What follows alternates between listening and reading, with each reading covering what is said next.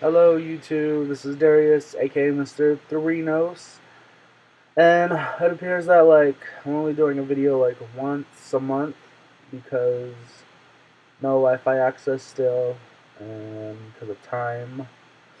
Um, but I wanted to make this video about Rupert.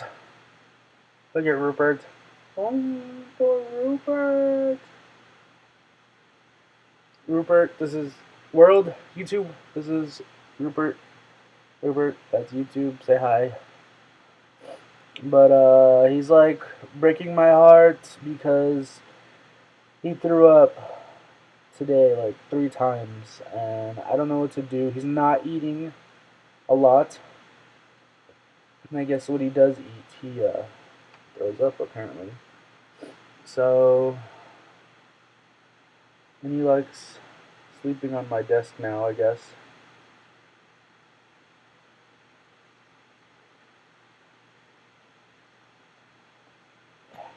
Lay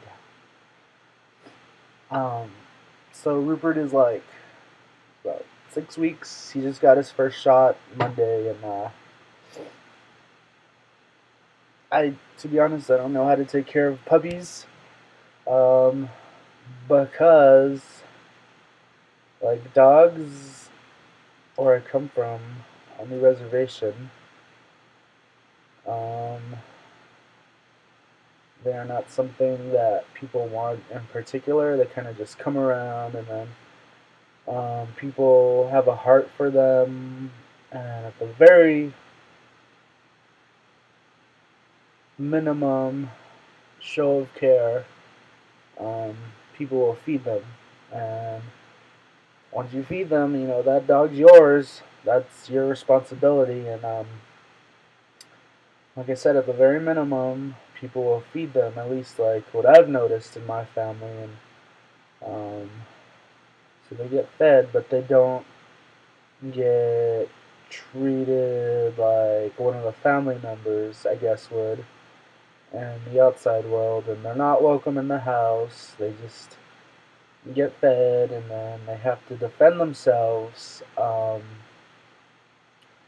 the reservation, which means surviving coyote attacks, surviving getting eaten by mountain lions, surviving other bloodthirsty dogs, and other bloodthirsty communicable diseases, and um, being that they're not something that people want, like getting shots for them isn't really important, and um, that's where the surviving communicable diseases comes in, and or the frost too, like the freezing cold desert air in the winter. And the reason why that one excites me because I have a story about um, how a good example of the circle of life for puppies kind of being short because of those reasons.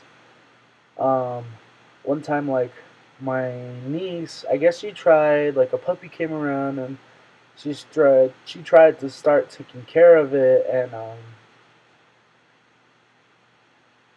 one night it was a freeze warning in the area, and she just, like I said, they're not welcome in the house, and we just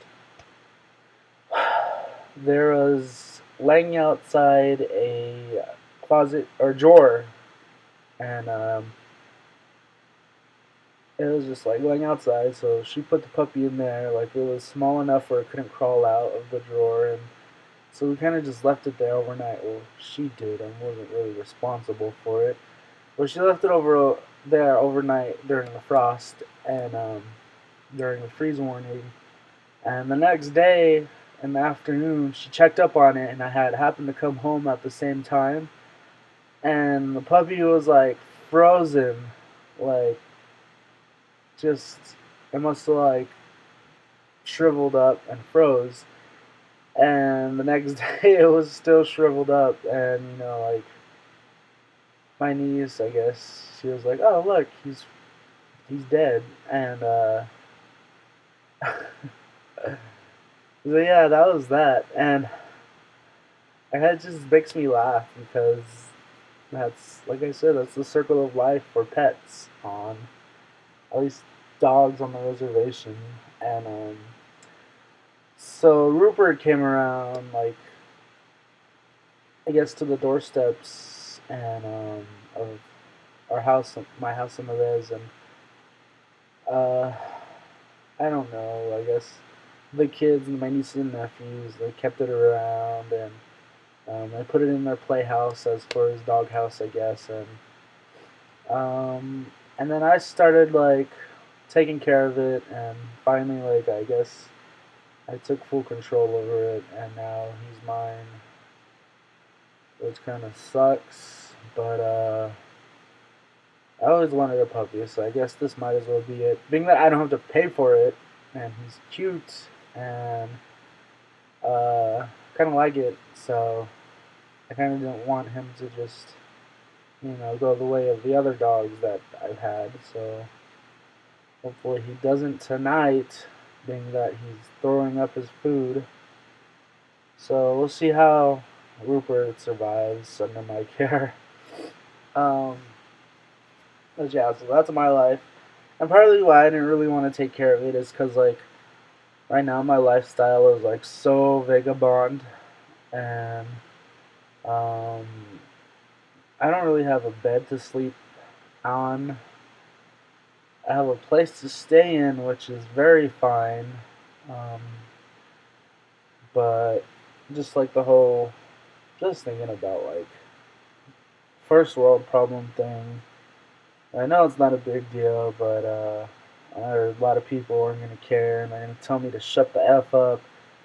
But I don't have a bed to sleep on, and um, it kind of brings me down a little bit, to be honest. And I know it shouldn't, and I'm glad I have my health so far.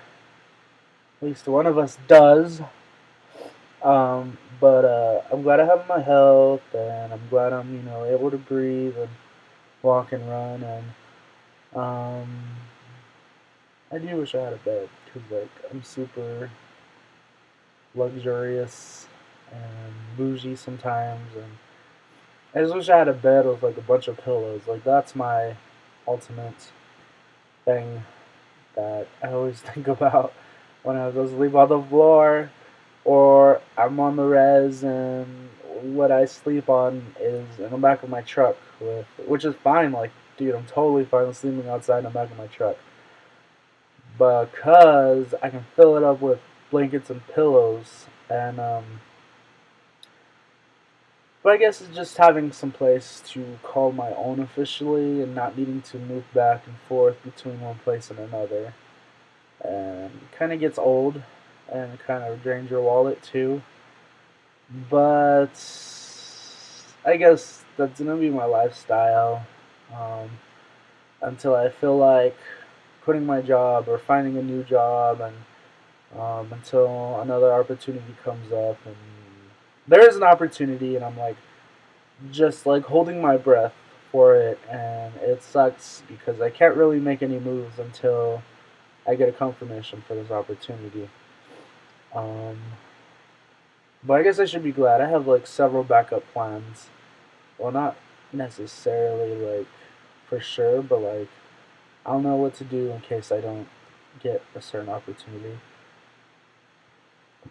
So hopefully next video, Rupert will be alive. Right, Rupert? Huh? Rupert? Right? He is so just, like, lethargic. It sucks.